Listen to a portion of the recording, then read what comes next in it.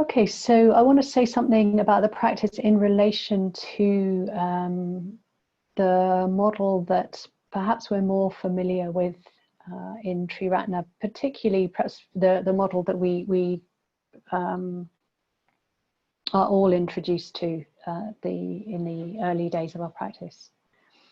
A model of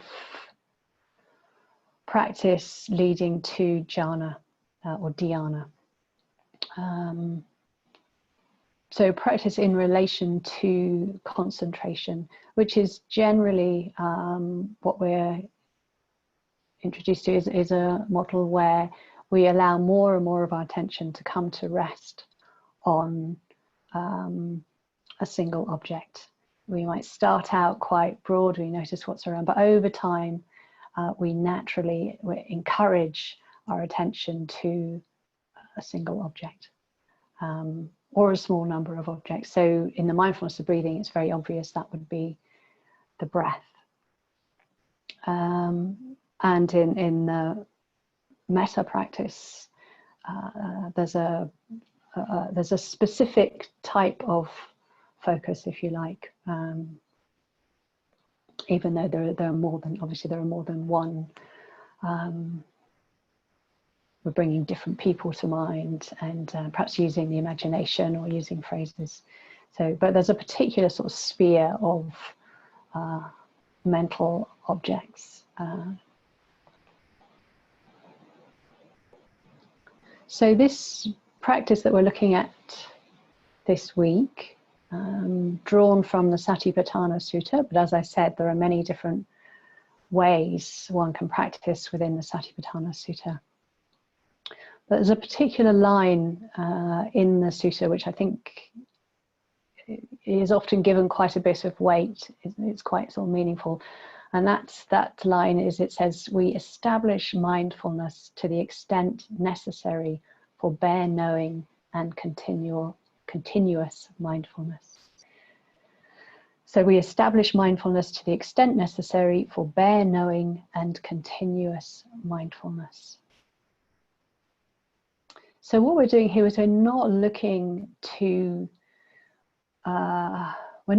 for a very strong or very high degree of samadhi.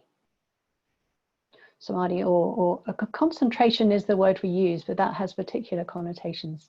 And Lama Tillman, a teacher some of you may have heard of, he says, don't translate samadhi as concentration.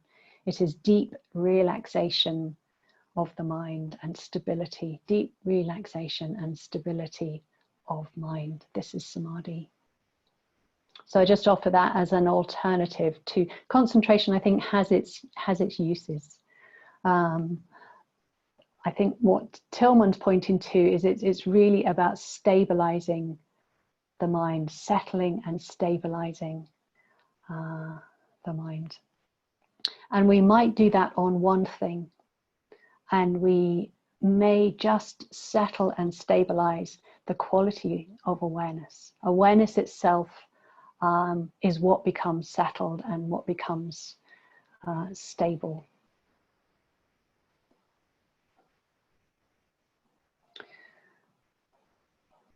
But what we're doing in this practice is we're not looking to stabilize awareness on a particular object. We're actually looking to stabilize awareness so that it can be present to whatever is occurring in the mind. So there is still stability,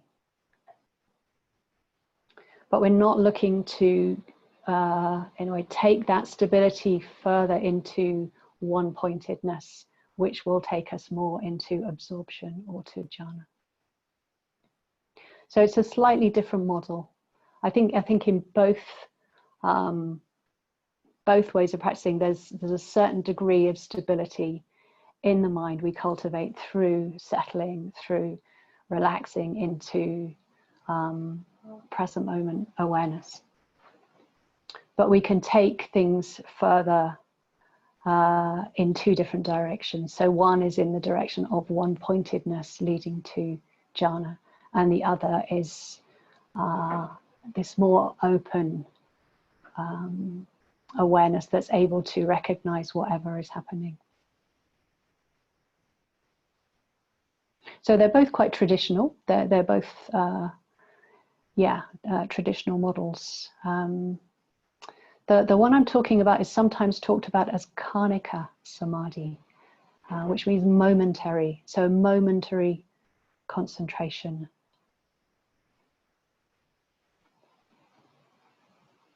And it's not as strong, but it is very flexible.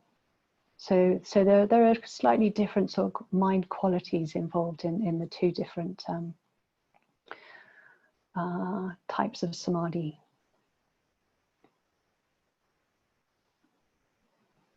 So what the Satipatthana Sutta is saying, that we just establish enough samadhi to be able to attend with continuity of awareness, to be able to be present in more and more moments.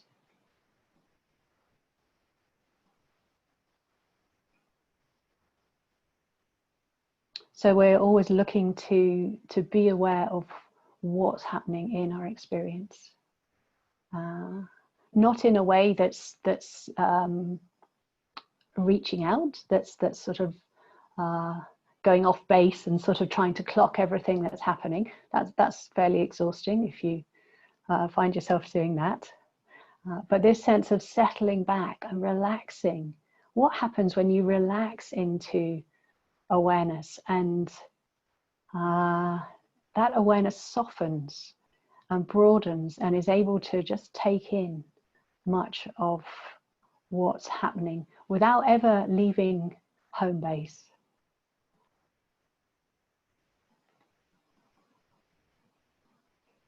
Okay, so I'm getting a message that the sound is very broken up. If that's the case for others, no, I'm getting shakes of my head, so it may well be the bad weather in Scotland. that's a suggested reason. Okay, so good. It looks like it's good for people. I'm as you can see, I'm experimenting with not having both headphones in, but that shouldn't make a difference. It just means I'm a little bit less muffled to myself. Okay, so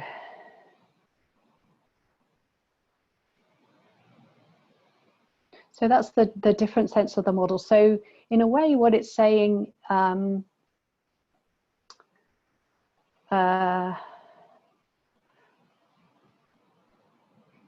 is that you may find yourself going towards a single object. You may find that, oh, that's the way I experience the mind becoming more absorbed. There may be if you like, that's what you're used to. So this may feel a little bit different. It can feel a little bit more ordinary. Sometimes when concentration is quite strong, when samadhi is quite strong, it's focused, there's we know a lot of pleasure can come out of that. The pleasure of priti, the pleasure of sukha. So, but actually what we're looking for here is something that's closer to our ordinary mind. But the difference is that there's a continuity of awareness, there's a continuity of being present. And that makes quite a subtle difference. So even though it feels closer to ordinary mind, there's something that's actually a little bit different in a good way.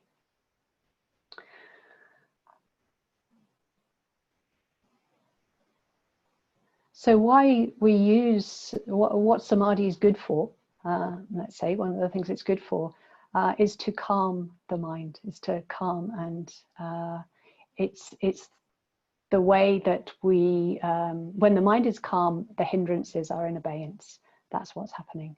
So if you like, there's the question arises, if we don't have as much concentration, we don't have a strong samadhi, then how are the hindrances worked with? What happens to the kleshas and the hindrances? because there's a natural process through absorption where they're just left behind for the time being. They don't necessarily go away, but there's a much stronger focus or pull in the mind heading towards absorption. So again, traditionally, there are two ways that we calm the mind of the hindrances, and one is the jhana method.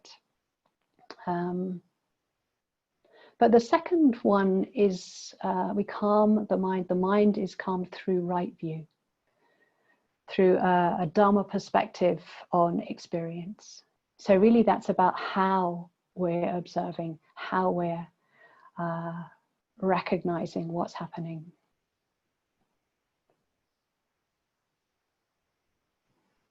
If we have a what I'm calling right view or Dharma perspective on the mind, then there's some sense of a wise involvement and a clear recognition of those things that are happening in the mind. So let's say aversion arises, there's irritation or anger in the mind. What we're not looking to do is oppose that in any sort of way, or bring in a way, try to minimize it or make it go away. All we're looking to do is to clearly recognize the mental factor of aversion in the mind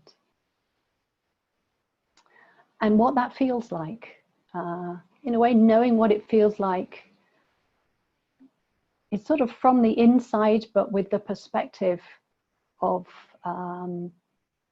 being able to observe it clearly or know it clearly. So it's a difference between being a bit lost or caught in a hindrance to being able to clearly know what's happening. Clearly knowing is another of the Satipatthana instructions, one of my favorites actually. Clearly knowing what's happening. So a lot of the emphasis in this practice is on how we're aware. So this sense of not being caught by what's happening is one aspect of right view.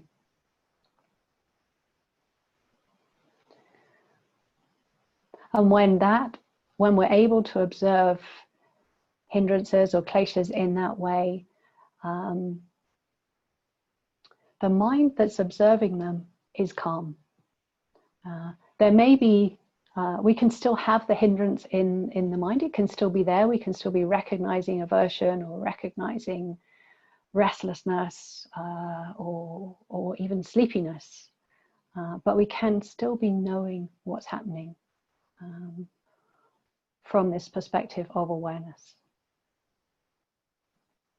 And actually what can be very interesting is that we can see the different nature of the experience. The experience of aversion has its own nature, its own sort of quality. It thinks in particular sorts of ways. The nature of awareness has its own quality. And when we cultivate awareness in this way, when we cultivate a continuity of receptive awareness, then it can just observe, it can see what's happening without being hooked in. The teacher that I sit with in Burma sometimes, Sayadaw U Tejaniya, he says, it's enough to observe the storm. It's enough to be able to observe the storm. So there can be all sorts of stuff going on. There can be a lot of complexity in the mind, but awareness itself can be quite simple and can just simply know what's happening.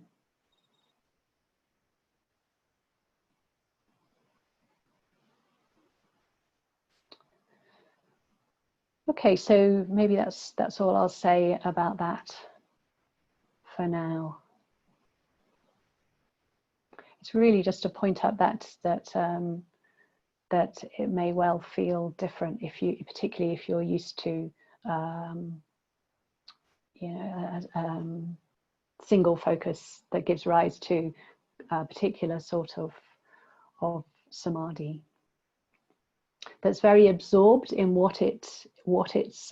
in its single object, but it's not so able to see the bigger picture, to see what else is happening, and to see and understand the connections between what's happening. So I'll go into this probably a little bit more tomorrow when we're looking more directly at the mind.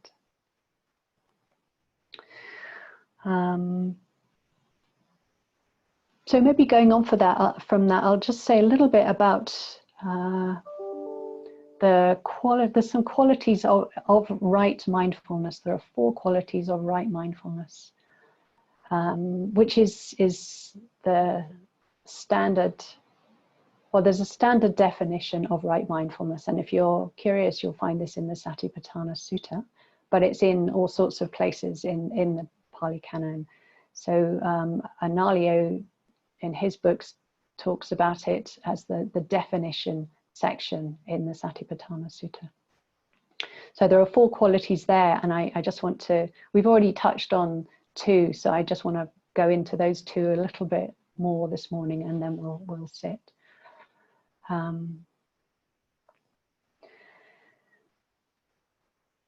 So there are 2 qualities out of these 4 that are more associated with, they're all associated with awareness. They're all about awareness because they define right mindfulness. But 2 of them are perhaps more, have a stronger element, a wisdom element in them. So I'll leave those for today and look at the other 2, which we touched on yesterday, the quality of right energy or right effort in practice. And one of these 4 qualities is Sati, mindfulness itself. So as part of right mindfulness, you've got mindfulness, or Sati, which has this strongly receptive quality. Has a quality of naturalness. We're looking to see the mind and body in their natural environment, if you like, in a natural way. The image of the naturalist is a good one, because I think that a naturalist will generally look at things within their own environment, and look at ants in their ant hills and underwater things in their, it'll take a little periscope down there. So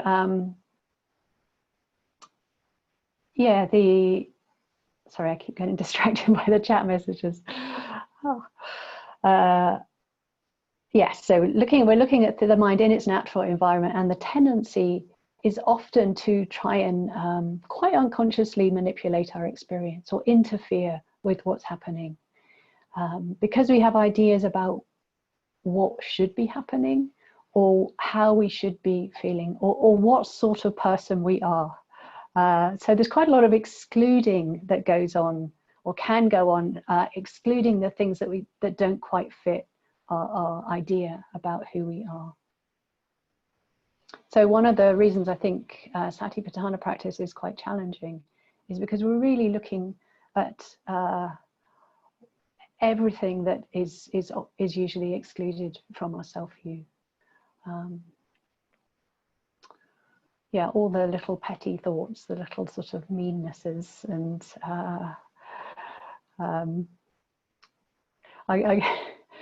this morning, having breakfast, I don't know why I just thought of this. This is the sort of thing that, having breakfast and had a bit of tahini on my fingers, so I licked my fingers, and then I did something, and Vajradevi, my partner, said to me, he said, are you wiping your fingers on your shirt? And I was, it was. And it's one of those little things that I was sort of trying to hide, I said, well, they're reasonably clean, I've licked them, and sort of justifying what I was doing. And that's a very little example, but those sorts of things we're doing all the time. There's sort of, and I'm very comfortable with him, so I don't mind him catching me out. But there's little sort of things that we avoid, and some of them are more hidden than others, and some of them have a lot more emotional weight and dukkha attached to them. So I think it takes a lot of courage to do this practice where, in a way, we're willing to look at our experience without interfering in what's happening. We get to know our own agenda, our own what sort of view we're unconsciously sort of wanting to present of us to ourselves and of ourselves. So I think it can be really interesting to see where that interfering happens. So you could notice in your own practice where there's some sense of directing experience, or a view that, oh, it shouldn't be like this, or something else should be happening. So any sort of control or direction. And notice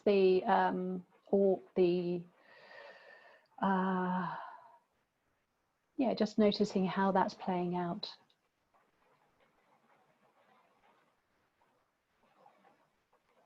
So there's a sense of getting out of our own way.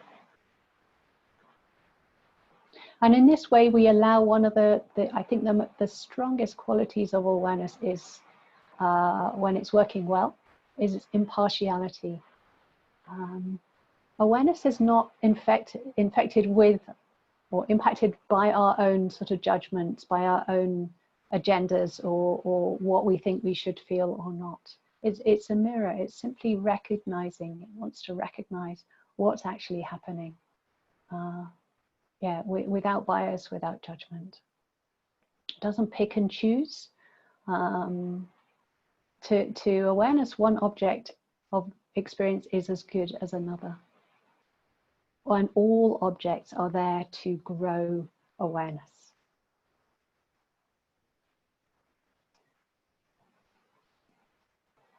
So the purpose of experience, if you like, is to help awareness get more continuous and get a bit stronger. Because when awareness, mindfulness, has a bit more strength and a bit more through its continuity, then it's ready to it sees things. It can then be ready to see things more clearly.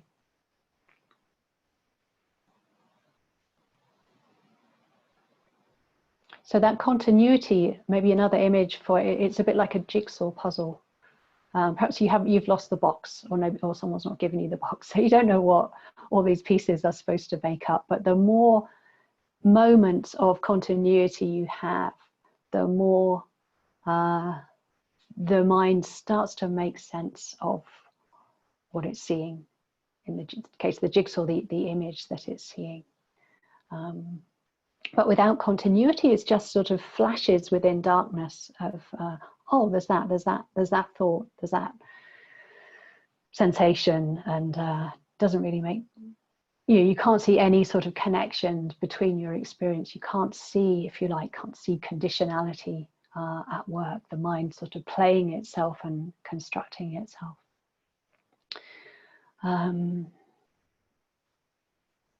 And it's important to say maybe that we are not trying to make that happen. All we can do is set up the conditions for more moments of awareness. So the other factor of mindfulness that's really important of Sati is that of recollection. So remembering to be aware, remembering to be present.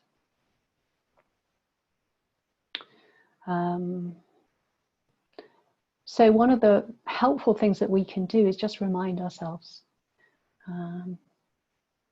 in daily life practice, you can just have reminders, maybe places where you are quite regularly.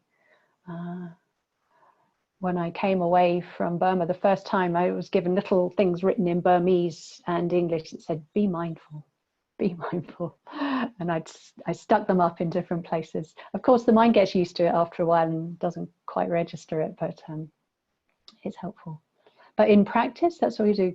Just remembering or just reminding, refreshing that intention to be aware, refreshing the intention to remember. Again, we can't make ourselves remember. So really part of working with right view or using right view is right view that things are dependent upon conditions. Things don't happen because we want them to, because our will or our craving wants things to happen. Actually, they happen dependent on conditions. Our wanting may be one of those conditions, or our desire. Really, it's about setting up what's helpful to be able to be present in more moments.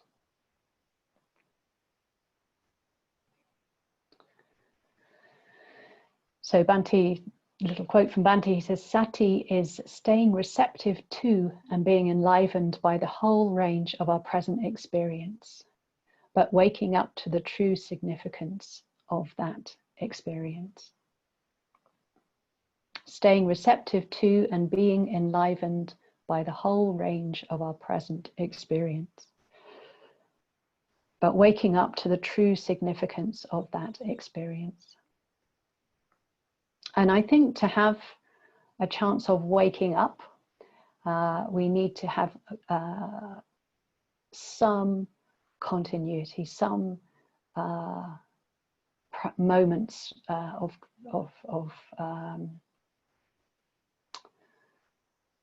more continuous presence, continuous mindfulness.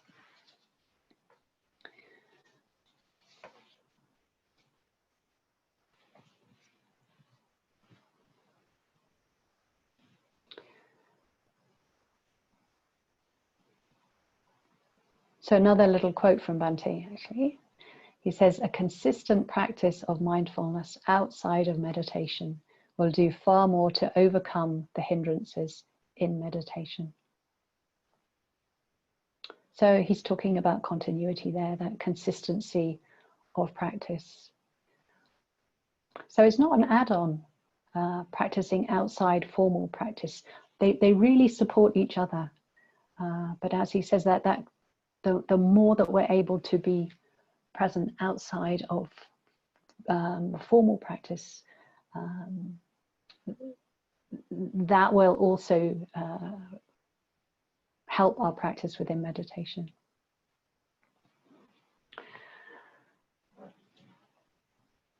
So I just say a little bit more about this, the second quality that we touched on yesterday. So Sati, mindfulness. The second quality, Atapi. So Atapi is the quality of energy or effort. And it's very easy to use far more effort than is needed. It's really a very hands-off practice. Really the foot off the gas pedal. How little energy can you use and still be present? So a lot of the area, a lot of this area is noticing the quality of attention. Are you throwing a lot of energy at your meditation in this moment? Are you really trying? Are you really trying? And see if it's possible to, well, notice the quality of that trying. There's often some contraction, there's some, the energy is perhaps more focused, and see if it's possible just to settle back.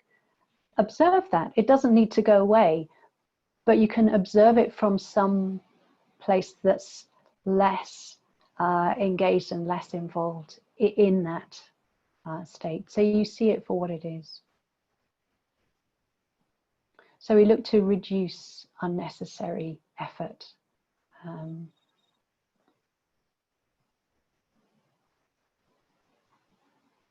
But there's one of the meanings of Atapi. It's associated with heat. And I think it's Vishwapani talks about it as a heart wish. So it's a quality of emotional engagement and interest.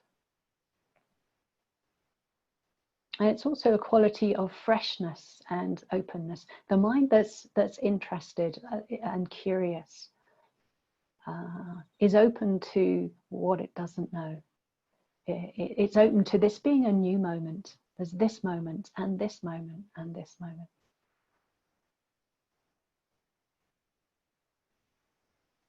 If we think we know what's happening, if we think, and if we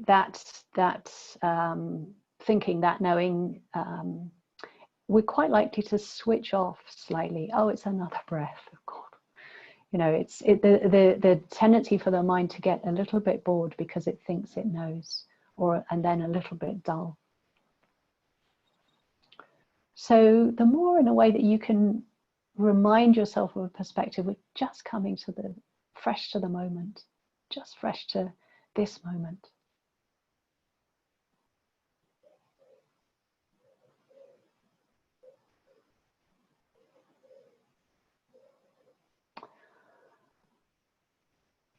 Okay, there's more I could say about that, but I'll leave it for now, and I'll lead a meditation particularly based around those 4 things. So I had a request to just name all the 4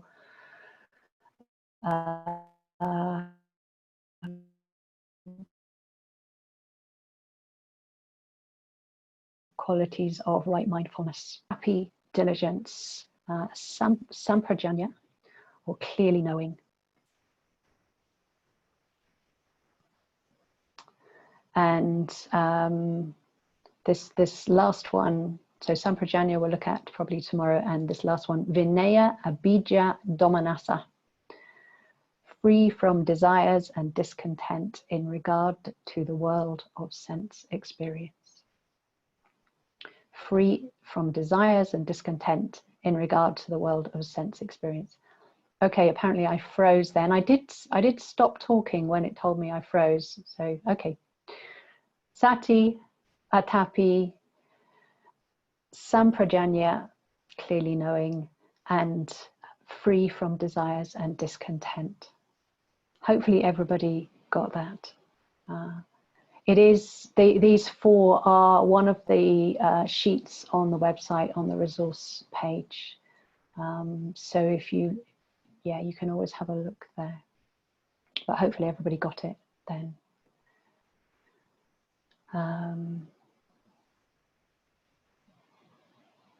Okay, so maybe let's just stand for a minute or so, just to have a bit of a leg stretch before sitting.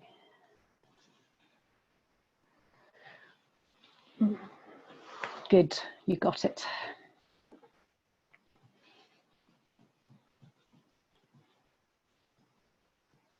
Okay, so there's a question, which website? So maybe it could go in the chat, Maitri Matti, if you could put, it's my blog site, so it's I think it's in your letter that you would have received, but it's uncontrivedmindfulness.net.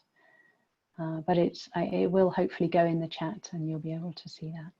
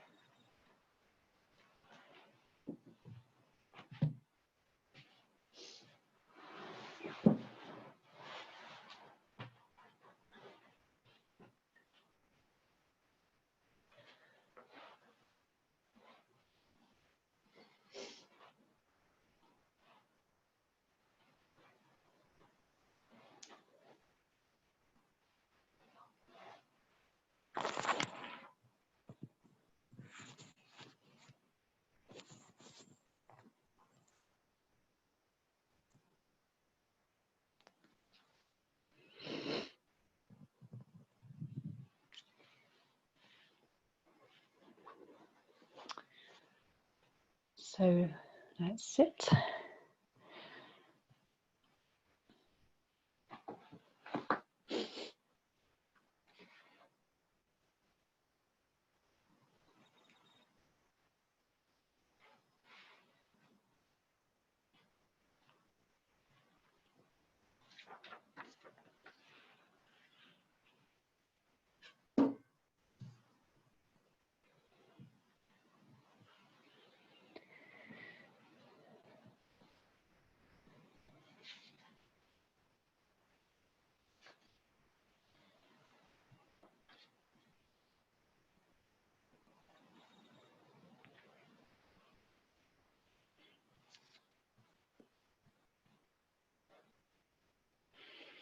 So we'll sit for about half an hour, and I'll lead through the practice, just dropping in reminders of the perspective.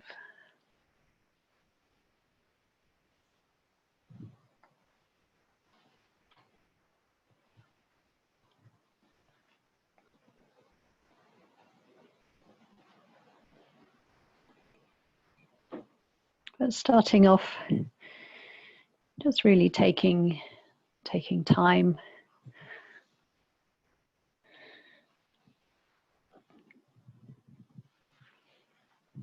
Don't have to turn strongly inwards initially, just letting that process happen quite naturally. Remember, any object will do, basically. We're not prioritizing particular objects.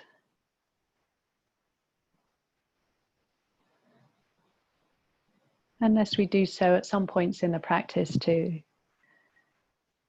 help stabilize the awareness. Yeah, if you take an anchor. But I'd suggest initially just let that process of settling happen. And most of the time our orientation is quite strongly outwards.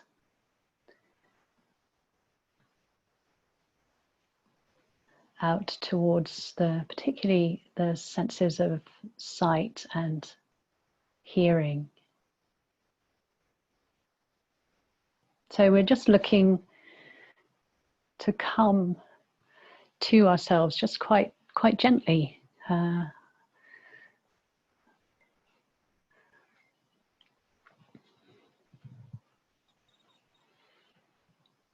The sense of sight can still be operating, but you find that it can change. It can feel a bit more connected to the body, like you're seeing from the inside rather than the mind sort of glued to what it's seeing. In my case, is the mind out there at the end of the garden where the flowers are, or is it just relaxed and settled here?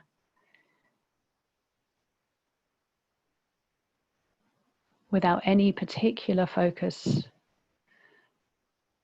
but able to see whatever is in its view.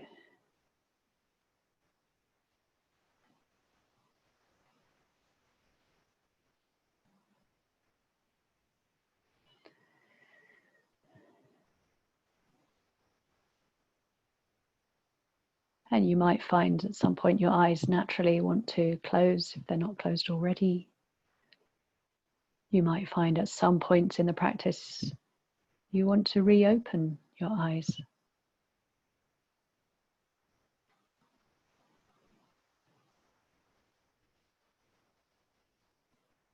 I think particularly when thoughts are strong and we find we're getting lost in stories a lot.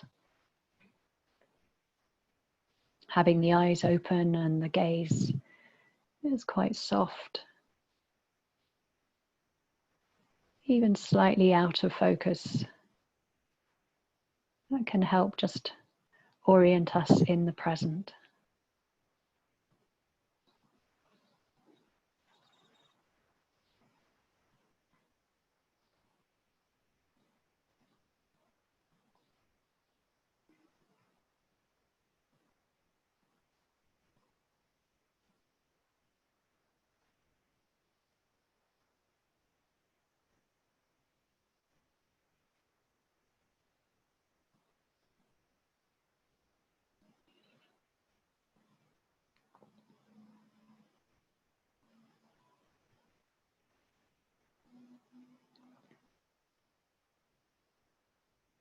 And perhaps setting an intention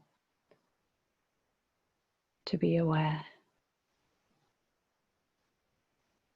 to be present.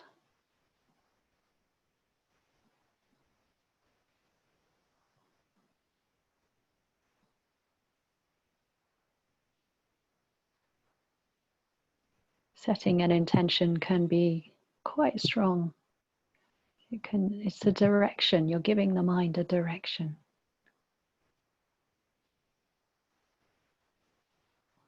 You set it on a particular course.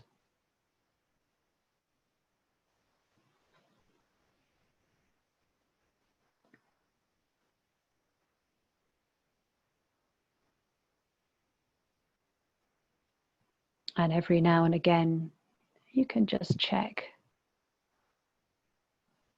that course.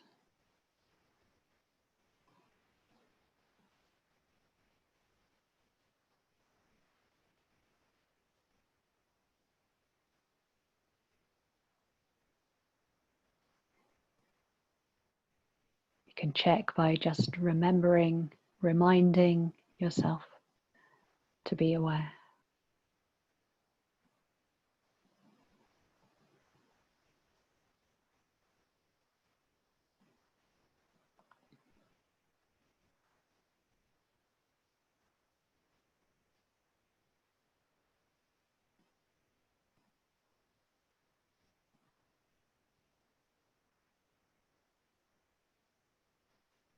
And at times that reminding or remembering may become simply noticing.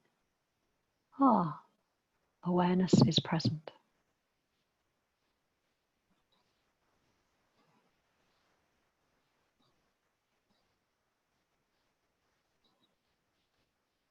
You will automatically know what you're aware of.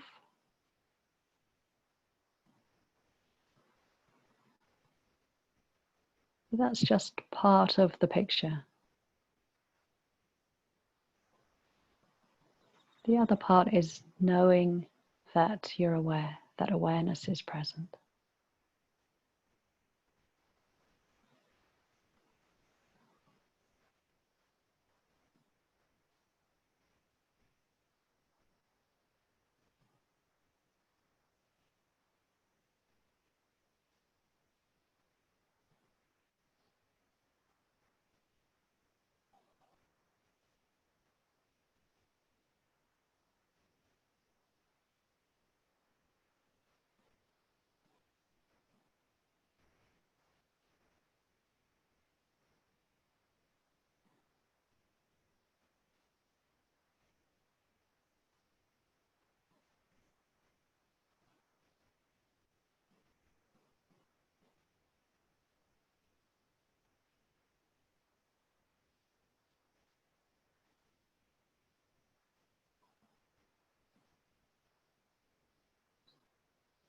And seeing if it's possible to recognize presence of awareness through relaxed, embodied,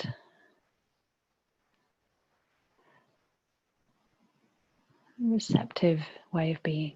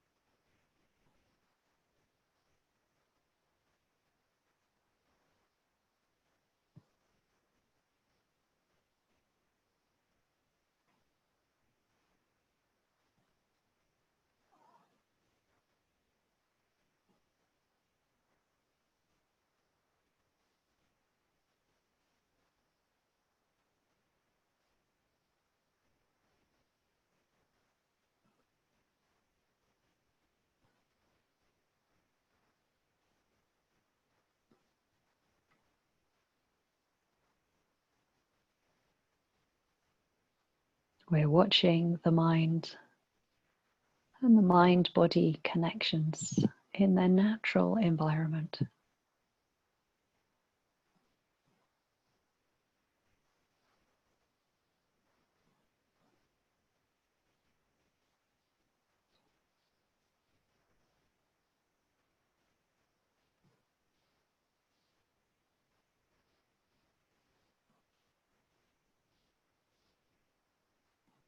Awareness itself is natural and will come and go. And just noticing that process.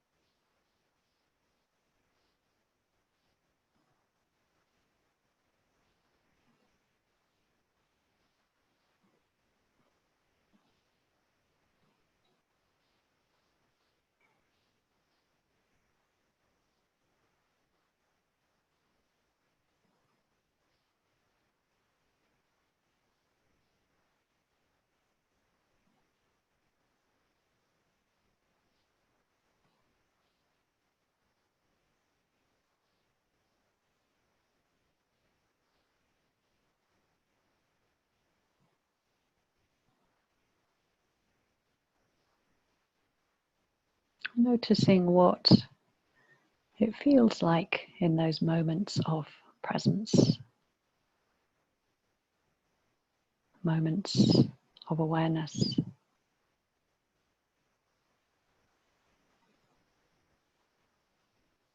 How does the aware mind feel?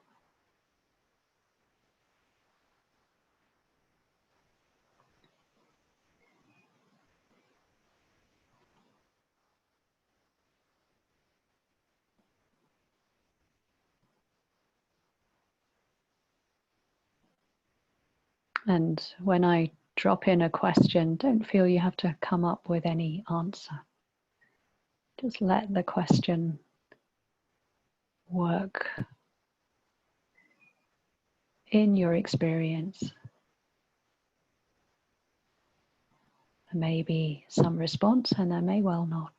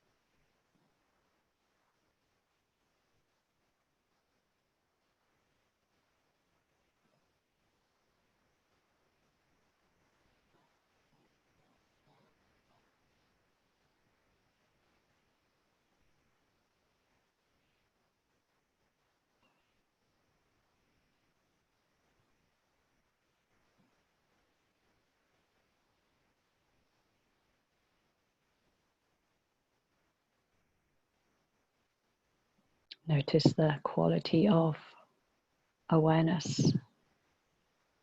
Notice any moments where there's some interest and curiosity.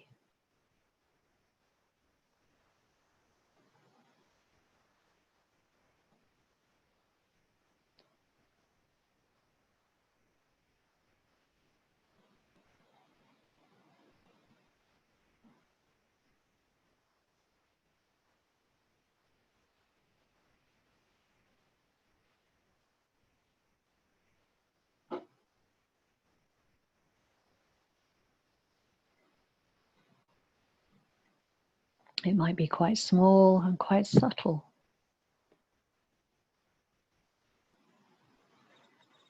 But we can notice the effect that it has in the mind.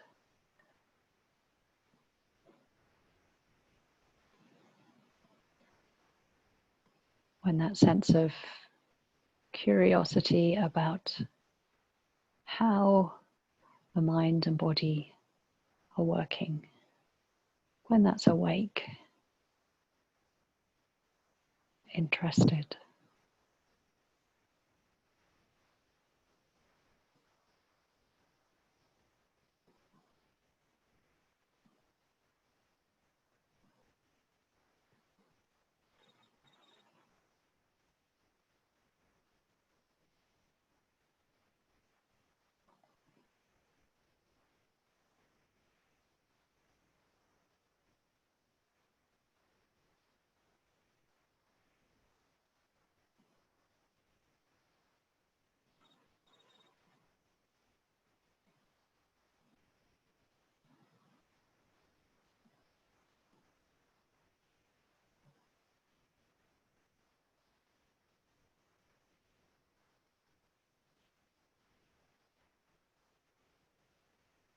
Remembering to relax into awareness.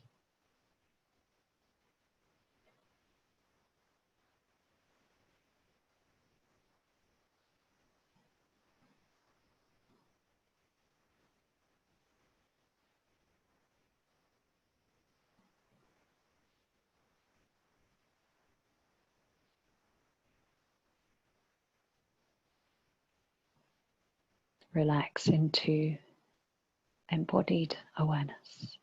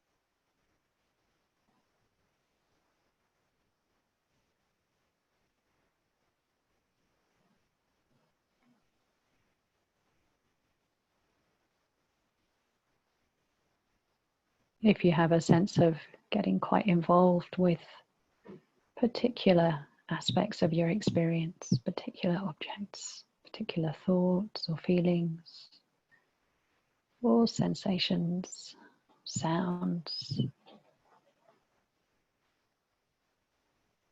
there's no need to come back to awareness or the body, but actually you've already become aware if you've noticed that involvement. So staying there, and over time the awareness will open up and take in other things.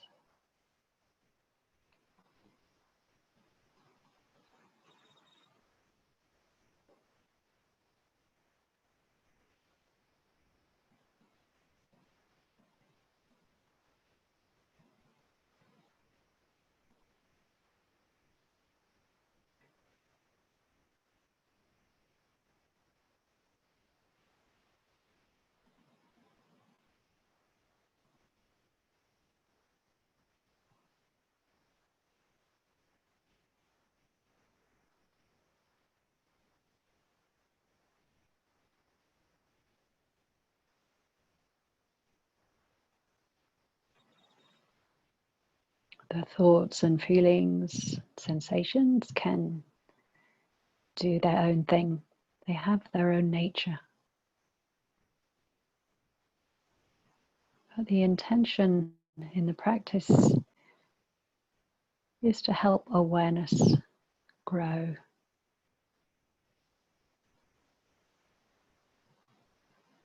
Is to recognize the nature of awareness more and more.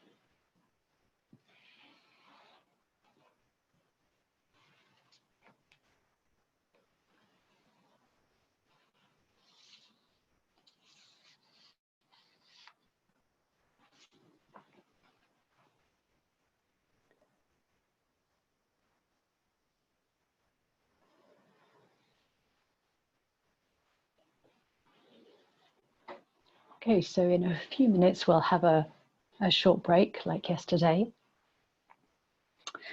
But what I'd like to do first is just invite some of you. It'll just be a few each day. And I know it's a big group, so it's, yeah, you may not feel comfortable doing this, but I'd like some to just say a little bit about how that practice was. It might not be this practice we've just done, but maybe one over the last day or so, just a sense of what, perhaps just a moments where you felt quite present, or moments where, yeah, you could really see the interest, you could notice the interest in the mind. And just describe that. It's not about interpreting or having an opinion really about what happened, but just a sense of describing your experience as it was and what happened.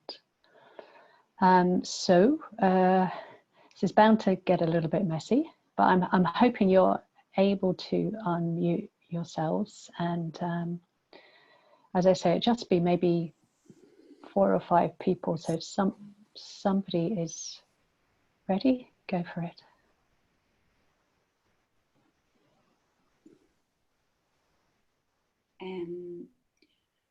If you could say who you are as well, that would be great, because I can't necessarily see you. Yeah, Deirdre, the one in Switzerland. The contours of things being defined, slipping in and out, but that being the main difference, being soft and fuzzy and kind of almost dreamlike, but then awareness potentially, being more contoured. What does that mean, the contoured? I'm interested in that. It's a lovely word. It's hard to describe, but like the contours of whatever I'm perceiving. So, I mean, for some of it I had my eyes open because I would be a bit of a wanderer in my mind. So just even certain things that kind of struck my attention. But also internally, like just like whatever was in my field of vision had a sort of an extra dimension or something to it. Lovely. Yeah, great. Thank you. Hello, can I say something? Yes. Who are you? Is that Rose? I'm Rikish, and I'm from Colchester. I've done the Satipatthana quite a lot in the last 3 months. I've done Vidyamalas and then Analios. I think your approach is quite different, and what I like about it is where you say no effort. I think that's what I've taken from it. And you know, when I just sat, I sat very effortless, and you know, I noticed that in my shoulders, you know, they relaxed, and then they relaxed a bit more. And you know, behind my eyes, you know, I had my eyes open initially, and then my eyes were relaxed when I closed them, and then they seemed to relax even more.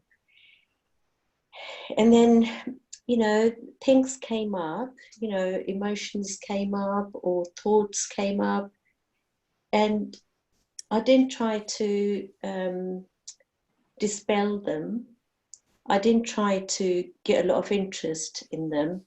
It's like, oh, wow, you know, what is this thought? You know, I just let it be. But the thing behind it, the thing that was underlying it all was just effortless. I just wanted to be effortless and not put any energy into it. And I think that's what I'll be taking away from this, is that actually, if you put too much effort in, or if I put too much effort in, it's not going to be sustainable. So if I do it effortlessly, then even just walking, or, you know, like it says in the sutta, you know, all the normal functions, you know, drinking, eating, urinate, you know, all of those, they become easy. You know, you're not kind of like saying, I must think what I'm doing now. What, you know, what is going on? What is it? You know, it is just that effortless awareness. And I really, you know, the time, I don't know how long we were meditating for, it was quite pleasant, and it just, yeah, thank you. Great, thanks, thank you. That's good to hear. Yeah. So it sounded like you really had quite a strong experience of that effortless quality, but there was also precision of noticing as well. Yeah, and it's lovely when they go together. That can feel very. We can notice a lot of subtlety, like you were saying, the relaxation, and then that extra little bit of relaxation. Thank you. Can I say something?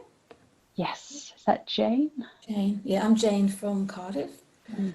And I was just noticed the difference of my meditation to today from yesterday. I was quite focused yesterday. I was actually I remember when the bell went, I was in a completely different place, you know, really, yesterday this was, and today I feel just much more distracted. I think that's partly, it's actually my birthday today. So I've got like all these things waiting, like messages on my phone, and I can just feel the energy being pulled, and I can just really feel the difference between yesterday and today, and I can't quite relax, but I definitely felt kind of, you know, I felt in my body, there were moments when I was definitely there. I could feel sort of I guess it was in my pelvis really, I felt I was really sitting, and I could hear the sound, so there definitely were those moments, but I really felt the energy rising because of what's going to be happening later and what's already happened and what's waiting. So yeah, that was really interesting. Mm-hmm. Yeah, great. I mean, the mind is different every time we look to it. Yeah, so there may be more of different types of objects. I think there's ways of framing distraction and concentration, if you like, and it's in a way, it can be lots and lots of things happening in the mind, but if it's possible to stay with those, then the mind isn't distracted. If it gets pulled off and lost in those things for periods of time, then that we can talk about as distraction. That may be what you meant, but actually just there being more in the mind, that's not a problem if we're able to just notice that from this more settled back place. But happy birthday anyway. I'm sure we all join you in that. So was it Pat? Yeah, me. Oh, great. Yes, me. Am I unmuted? You are. Oh, right. Hello. Yes, I think the relaxed focus is great. My pitfall is then to feel all the time drifting downwards into a sort of snooze position. So I have to keep that awareness going, but in a relaxed way. I became very interested in the candle flames. So you asked about being curious. I noticed things about one candle on my shrine, and so it's a new one, and so the flame is right at eye level. I just became very curious about the different parts of the flame, and how the center of the flame is dark, but with two bright spots in it. Mm-hmm. And noticing these things that I haven't ever really noticed before, and other things about my Rupa, and his, I think it's curly hair. Is that what those little knots are? But very, very. That my mind became very curious about what was in front of me. Yeah. Lovely, great. Yeah. So as well as the mind becoming curious about the objects it's observing, another if you like, a little step back, is it's curious about how it's relating to the objects. So, what's that curiosity like? What's that quality of interest like in the mind? So there's, that's just another dimension, if you like, of the practice. Yeah. Thank you. Okay. I would like that too. Pernilla, yeah. Like Rakesh, I've been working with the Sati Mindfulness as well, and what you exactly also what Rakesh talked about, when you talk about the effortless awareness, that something fell into place with me. I just spent a week with my mom, and when I'm with my mom, I spend a lot of time on breathing and centering myself and not, going out in the wheel for another round. And when I was meditating, I all of a sudden thought that, what if when I'm with my mom, I'm not spending so much time breathing and focusing and getting back to my center, because like Rakesh said, it's a lot of effort. What if I'm just with whatever feeling comes, and not being in the worldly winds about it, not being hither and thither with it, but just observing it. And all the hooks I have had in the full week that I spent with her, that I still have in me, even though I left her like 2 days ago, I still have all the hooks and all the stories and all of the communications back and forth and all of that. It just released. It was just, it's the effortless. It's the just being with this is how it is, and I don't have to breathe and let go and all of that. I can just observe whatever arises in me, and like a cloud disappears again, and that's it. So it's really been very, very useful for me. I really enjoyed it very much. Great, thank you. I think maybe you're both making, what's coming to my mind is this distinction between what I would call personal effort, where there can be, without us really noticing, quite a lot of trying to let go, or trying to come back, or trying to, and when awareness is working, it's like all personal effort becomes unnecessary. So then it has that flavor more so of effortlessness. I'll probably say more about this. It's like when there's some continuity and momentum in awareness, and some sort of right understanding in relation to what's happening in experience, then it becomes more natural for the mind to do its own work, or awareness to do its own work. And that has that quality of effortlessness and also interest. It's like, but you're not trying to make it happen. Yeah, okay. Maybe one more, if there's one more person, we'll do that before we break. If not, say something. Nikki, Yeah. So about the effort side of things, when I first sat today, I sort of had a sense that, there was effort in how I was holding my posture. And so I changed that into I couldn't kind of get comfortable. And because I felt my mind was focusing on the sort of physical effort. So I decided that I would lay down like semi-supine for the practice. And initially my mind said, the thoughts were I was being lazy. And it probably was not a good idea, but I thought I'd try it anyway. And there was something, and I laid with my hand on my solar plexus and my heart, and the other on my heart. And I just felt able to completely rest back. And I wondered if I would get sleepy and lose awareness, but that didn't happen as I thought it might. I mean, it did. I did drift, but yeah, I found it really helpful. And I just thought, because sometimes I want to cling on to, if I think, oh, that worked really well, I want to cling on to it, but it was just kind of in that practice, in that moment, that felt right.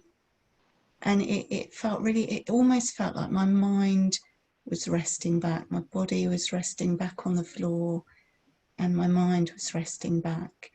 And I was sort of able to sort of focus on the heat from my hands on the two parts. You know, that seemed quite alive. That's great. That's great. Yeah, thank you. Yeah, I think there's what's coming to my mind is a little phrase that the teacher in Burma uses, but it is quite traditional: right attitude to practice. And that I think it's right attitude is part of right view, and that's remembering in the moment. This is that seeing that tendency to want to cling to the experience, and reminding yourself, this is just how it is now. These are the conditions that have come together in this moment. That's enough. In a way, that's enough. That's very helpful to the mind, I think, to not set up sort of future moments of clinging, but actually to reinforce that sense of it's all happening now. It's happening in the present. Yeah, and that at the same time will condition helpful mental factors for whatever happens in the future. So thank you for those of you that spoke. That's great, and hopefully it's useful and interesting to hear, because our minds are unique, and yet they're also they're uniquely patterned, but also very we have a lot of deeply familiar patterns, familiar to each other. So let's have a break, not a break from awareness, but a break from sitting in front of the screen. So let's come back at, say, at 12:15. We'll just have a little just sitting, and I've got something to read before we break for the morning. Okay.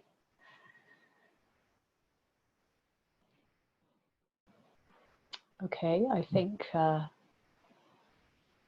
most people, if not all, I'm not quite sure how many we started with, are back.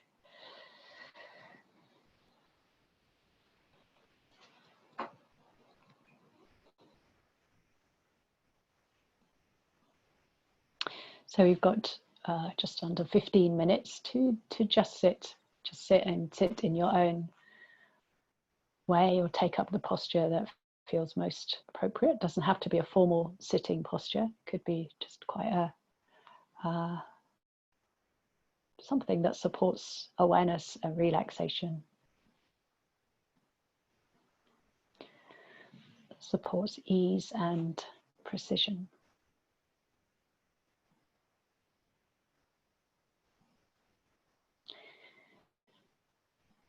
And I'll just, before we start, or as we start, I'll just read something by Joseph Goldstein, talking about the body.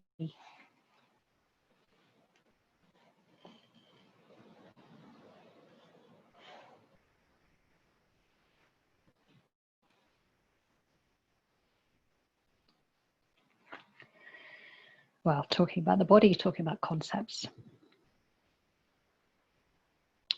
He says, it is interesting that concepts remain fixed while reality is always in flux. The word body stays the same, but the body itself is always ever changing. The concept is static, but when we actually experience what is happening, we discover a flow of impermanent elements, an arising and passing away of sensations, The mindful experience of things reveals their true impermanent nature.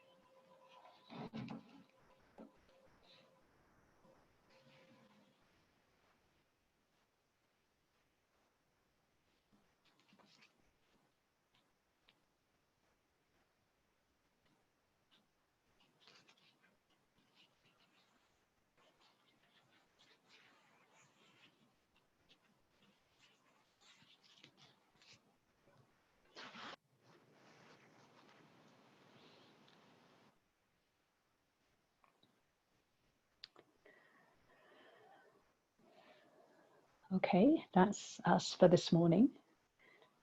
And so the recordings from yesterday are up on the Taraloka site, so you can just put Taraloka YouTube and you'll find them.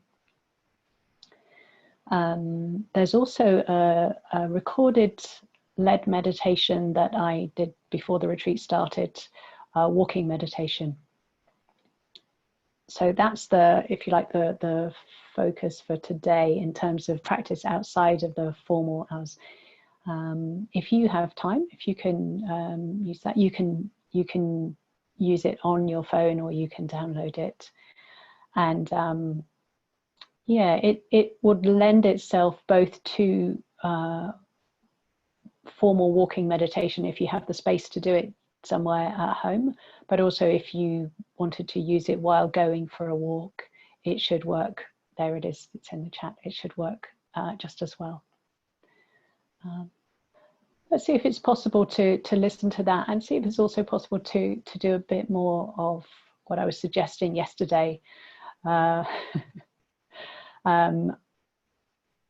Yeah, so I was suggesting that do nothing, just have some space, even if it's 5 or 10 minutes, if your life is very full outside of these times of formal practice.